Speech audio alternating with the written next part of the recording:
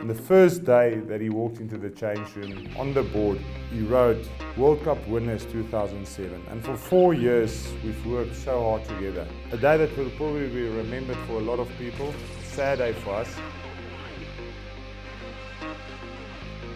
Hi, I'm Victor Matfield, and these are my Jersey Tales.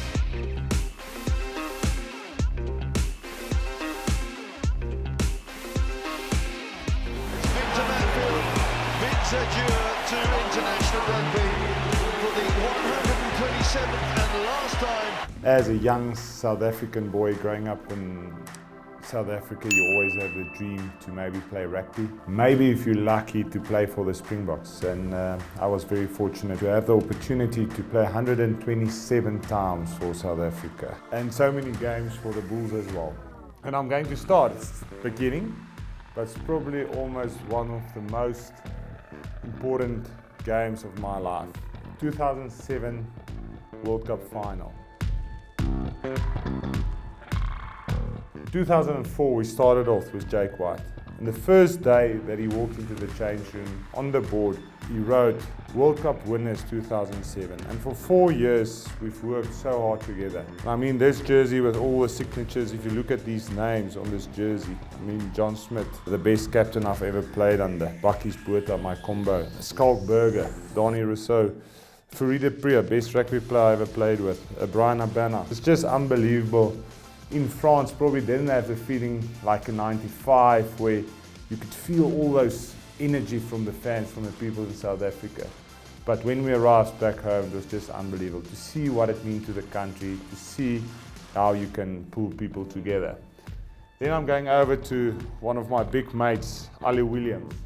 This is his jersey in another very special game. I was fortunate to get an opportunity to captain the Springboks in Dunedin. And that was the first victory for a Springbok side in Dunedin, in the House of Pain, in the old House of Pain. I mean, it was such a big honor. I think afterwards, Ali Williams came over.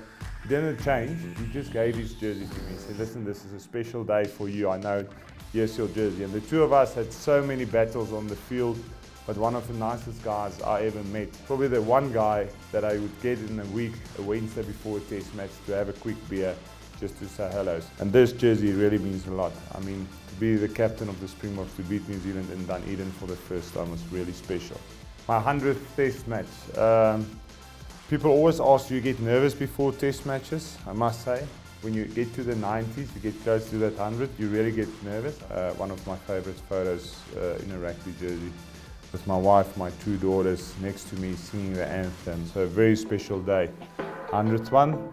Same as with Ali Williams, Nathan Sharp, probably one of the toughest guys I played against my whole career. I always had to work very hard, extra hard when I played against Sharpie. Guy I really respected, and same thing again, walking over afterwards, giving his jersey to me for my 100th test match, and also just congratulating. And the respect that there were between the two of us, I think was something great, and that was a rivalry I always enjoyed. Well, if you show all the good stuff, then you probably have to talk about the bad stuff as well. Here we go! Hiska! Come on, Hiska! A day that will probably be remembered for a lot of people. A sad day for us. But I think it set it up for the World Cup in Japan, where South Africa won it. And it was just great for world rugby. And again, it just shows you, a guy like Eddie Jones worked hard with guys, what you can achieve. I mean, to come back from losing against Japan in that first test match, under pressure, just again that the Springboks never give up, never surrender. How we pulled that together, come back. In the semi-final, we lost against New Zealand with 2 points. But an unbelievable game, and unbelievable how if 35 guys plus a management team pulled together after a big disappointment, what they can achieve. And it was so close from probably the biggest comeback ever. But, I mean, what a great day for Japan as well. Yeah, so my best memory in a Springbok jersey, there's quite a few. It's between my 100th test match, winning it at Loftus with my family, And of course, World Cup final, something we worked with for so long. Getting out there, winning the game, being fortunate enough to be man of the match, then actually arriving back in South Africa to see what it means to the country. It's just unbelievable. So I think the World Cup final just tops my 100 Test match for South Africa. For the fans out there, what was your best memory of a Springbok victory? 2007 was such a special year. We came back from tour, started off the year very slowly. There's a lot of expectations. We made 2 semi-finals. Then we lost 2 of the first 3 games at home or in South Africa. I think we came back after 2 and had to win 7 games in a row to make the semi-finals. Of course, the game just before the semi-finals, we had to beat the Reds, that was coached by Eddie Jones, by I think 83 points to get a home semi-final against the Crusaders. Otherwise, we had to travel to Christchurch, and we know that's almost impossible to fly over there and beat the Crusaders. And of course, we went out and we put up a record score and we got the semi-finals. When we finished our end of the year pre-season, we had like 14 days off, and we got a training program from Heineke Meyer. And on the training program, on Christmas Day, we had to go for a 5K run. And I asked Heineke, listen, is this right? You know, it's Christmas. And he said, you know what, if we go out and train on Christmas Day, we'll definitely be 1 training ahead of any other team. And we went out, and I mean, Brian scored that try in I think the 84th minute in the final to win the trophy. So yeah, a team that went through a lot and just achieved something very special there.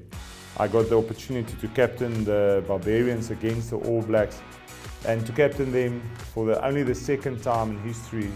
Victory for the Barbarians over the All Blacks was unbelievable, but the quality of players that you had there was just unbelievable.